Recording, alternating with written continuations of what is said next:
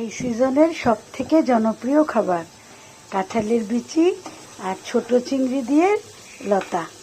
চিংড়িটাকে ভালো করে কষিয়ে নিয়েছি, সাথে কাঁঠালের বিচিও দিয়েছি মশলা দিয়ে। এখন লতিগুলো দিয়ে দিচ্ছি। গরম পানি দিয়ে ধুয়ে বেছে পরিষ্কার করে নিয়েছি।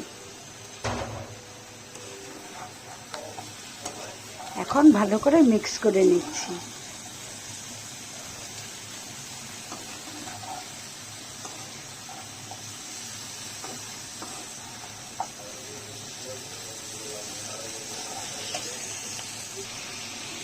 ভালো করে মিক্স করে কষিয়ে নিয়েছি।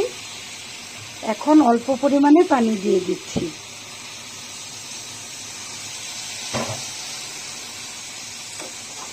এখন পানিটাকে আরেকটু মিক্স করে নিচ্ছি। লতা এমনিতেই নরম, সেদ্ধ হয়ে যাবে খুব তাড়াতাড়ি। একটু ঢেকে রান্না করব।